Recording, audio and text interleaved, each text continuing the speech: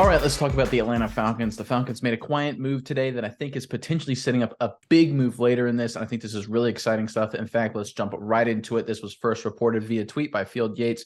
Mize, if you want to throw up the retweet from earlier today.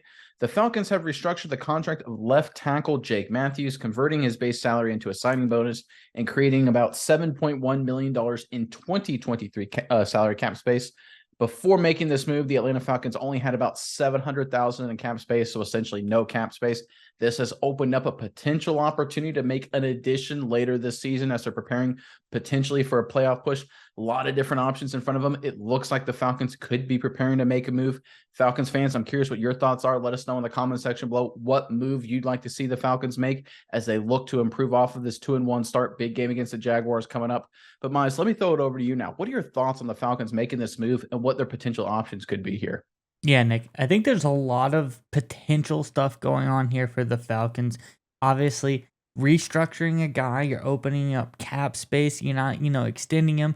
Usually you restructure someone when you're looking to do something. What that is could be an option, couple options here. Looking at the possible free agents in front of me, I got guys like potentially Kenny Galladay, maybe some defensive guys like Robert Quinn's out there still, I believe.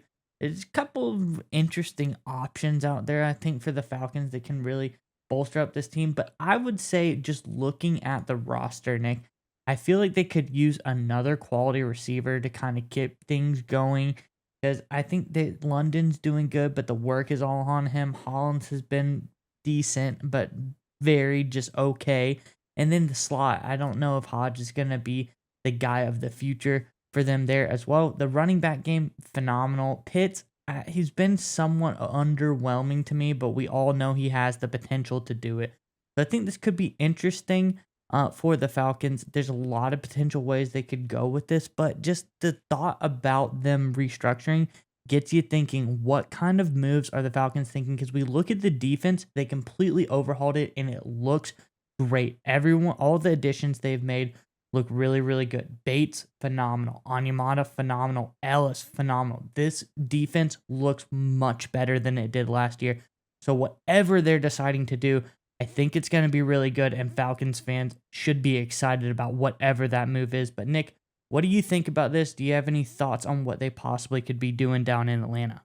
So I agree with you. I think the defense, while there are some areas that could get better, that's the way it is with, frankly, every team. I think overall, all the moves they made this offseason, like you alluded to, have worked out in spades. They've actually been very impressive on defense, more than a lot of people potentially thought going into the regular season. I think what we saw against the Detroit Lions is this team is missing a third down guy, a kind of slot receiver, or maybe a more traditional kind of tight end. Jonnu Smith does not appear to be able to play that role at this point in his career. Obviously, Kyle Pitts does a lot of different things except playing tight end, or including playing tight end, excuse me. So they're looking for me, a guy who can move the chains on 3rd and 6, 3rd and 5, 3rd and 7, because right now they don't have it. A guy who can get open, make an easy throw, easy read for Desmond Ridder. I look at a guy like Jarvis Landry that's sitting out there right now as a free agent. He's a veteran. He's been around the block. A lot of his former teammates are really high on him. He's kind of a different kind of player than the Atlanta Falcons have right now. A lot of the receivers are just massive physical beasts. Landry's more of a savvy route running, expert, great hands guy, yards after the catch kind of player.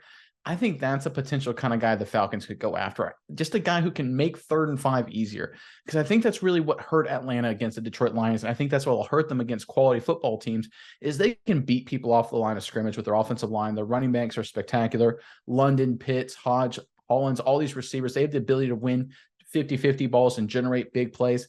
But when it comes to those 3rd and 5s, those critical 3rd and 7s, they don't have the guys that can convert them yet. London isn't there yet. I think he has a chance to eventually get there, but he's not there yet. And this is a team, especially with the Derek Carr injury, right, with the New Orleans Saints, the NFC South, which was very open for Atlanta going into the season, now just got a lot open. Like right now, I think they're the odds-on favorite because Derek Carr is going to be out for a number of weeks for New Orleans to win this division, assuming the Falcons don't deal with any major injuries.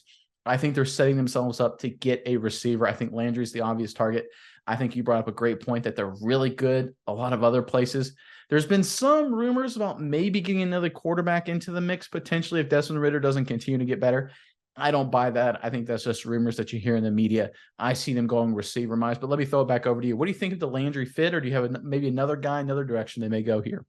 I like the move because it reminds me of a former Landry teammate. It reminds me of Odell Beckham Jr., the guy that signed with Baltimore, in a role where they don't need him every down. They don't even need him every game. This is a guy that can come in and be a role player, can, give you good 10, 15 snaps a game, really productive snaps.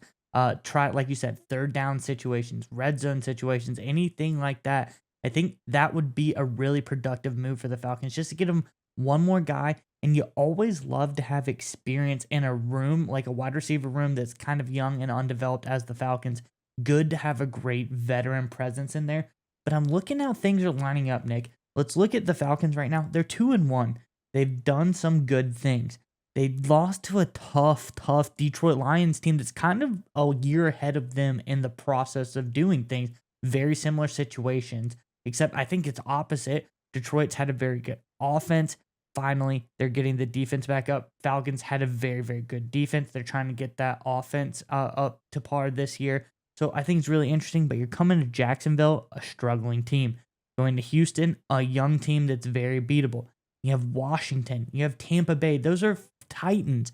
4 or 5 games back-to-back that are very winnable for the Falcons. I think there's a stretch of serious momentum here, and if you bring in a key guy like a Jarvis Landry type and give you that little extra boost, I think that could help propel you to be, like, we're talking about 6, 7, 8-1 down the stretch. That would be very, very motivating for a lot of these young players. And just one more name to throw out there, because I know Jarvis Landry has those injury concerns. A guy I really like, I think he's a great veteran receiver. How about T.Y. Hilton, formerly of the Indianapolis Colts, played for Dallas the last part of last season. He's another guy that can come in, convert some key third downs, great savvy route runner, can do some things after the catch. He doesn't need a lot of targets. You just throw him in there in certain situations to move the chains. That's what the Falcons need. I think that they're opening up the window for that. The size of the cap space, they opened up $7 million. It screams veteran receiver, veteran tight end. I think that's what they go for in this direction at some point later in the season. And I think it'll be a huge move for Atlanta. And I think I agree with you 100%. They got a great opportunity in front of them if they can take advantage of it.